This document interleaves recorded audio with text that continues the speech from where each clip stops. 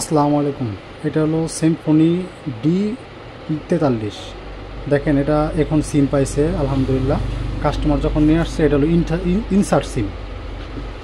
ফোনটা আমি খুলছি টোটালি একদম নিউ একদম ফ্রেশ ছিল। টিন আমি খুলছি তো দেখলাম যে এগুলোর মান সব কিছু ওকে আছে, আলহামদুলিল্লাহ ওকে আছে এবং এগুলো একবার নতুন চকচক। আমি সব কিছু দেখার পরে আমি আইসিটা জাস্ট রিবোলিং করে লাগাইছি, তারপর কাজ হয় নাই। তারপর আপনার হলো সিম চেম্বারগুলো দুইটা চেঞ্জ করছি, আলহামদুলিল্লাহ এখন ওকে।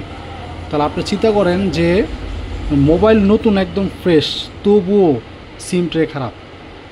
তো আপনারা যারা আছেন ইনসার্ট সিম পায় না, এগুলো আগে সর্বপ্রথম মেপে মাপার পর আপনারা সিম ট্রেটা চেঞ্জ করতে, যদি মাপ ঠিক থাকেও তাও সিম ট্রেড একটা একটা করে চেঞ্জ করে দেখবেন যে আলহামদুলিল্লাহ ওকে হইব। যদি না হয় শেষ পর্যন্ত আইসিটা রিবোলিং করবেন বা আশেপাশে যে পার্টস আছে, ক্যাপাসিটার আছে, রেজিস্টার আছে, এগুলো মেপে দেখবেন যে এগুলো ঠিক আছে কিনা বা ভাঙছে কিনা, কোনো ধরনের প্রবলেম আছে কিনা।